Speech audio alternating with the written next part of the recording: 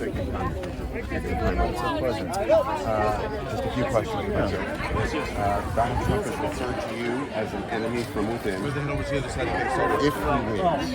would you support the House bringing articles of impeachment to the Senate based on his threats to political opponents? And they were talking about turning our military on his political opponents and the American people, and specifically you and former Speaker Pelosi. I don't think his statements during the campaign are something that would be considered.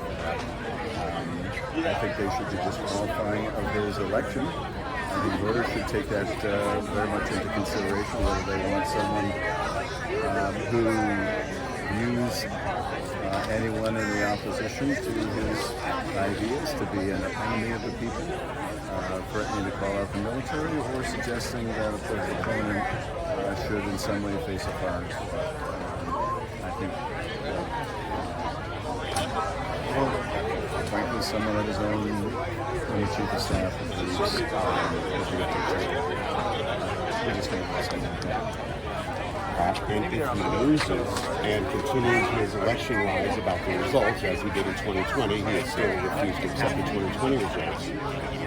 What are you expecting for January 6th of next year? Well, I'm concerned about it because he has even more reason to contest the election this time, because he may believe he's facing the prospect of going to jail if he's not successful.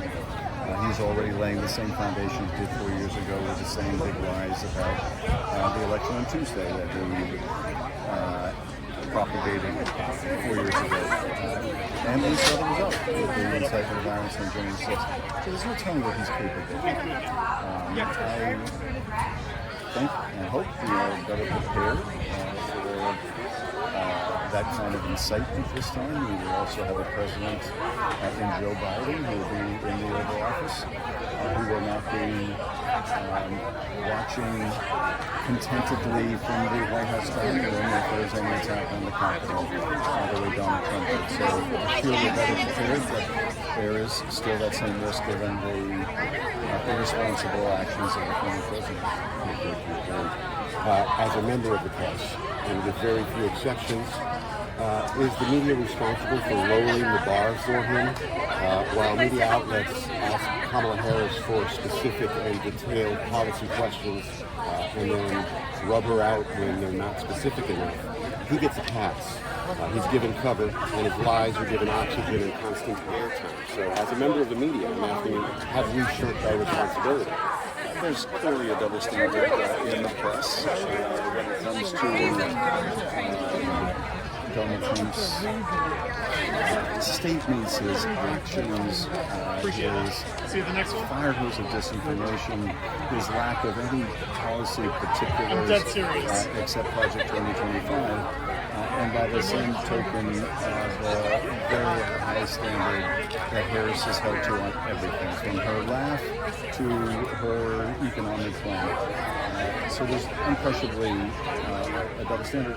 I will say that the press, I think, has gotten one thing right, which is they have not, to the degree they did 8 years ago and 4 years ago, given him an unfettered amplifier for all of his crazy. So I think that the press has recognized they have given him billions and billions of dollars worth of free advertising. So I'm pleased to see that change. Two more questions, if I could. Yeah. In the Senate, what committees would you like to do? Well, I'm trying not to get ahead of myself. I'd love to continue the work that I'm doing on the Judiciary Committee, where I've served a long time. I'd love to serve on the Intelligence Committee. But I'm still very much focused not only on my own race, but also helping these House candidates and helping these senators who are up this year in tough races. One final one. I need you to talk to me off the ledge for 2028, if you don't mind. I've been making the point on my show that as dangerous as Donald Trump is, and a presidency of his would be, that Elon Musk is lining himself up as the heir apparent to fill that vacuum when Donald Trump is gone. Does that concern you? what concerns me is that among the many things that concern me about Trump's candidacy is if he were to be successful, he would move our country in the direction of some kind of an oligarchy, in which a handful of wealthy billionaires like Elon Musk control too much, and they control too much as it is today. The fact that a corporate CEO can decide whether to provide a satellite system to evaluate like oil, in this case Ukraine, or not, is power that senior citizens should exercise outside of the office. So I'm concerned already with the enormous disparity of everyone's corporations and CEOs. Trump purpose to make that far worse than anything we've seen. Representative Schiff, thank you so very much for your time. I really appreciate it. Great speaking with you. Thank you.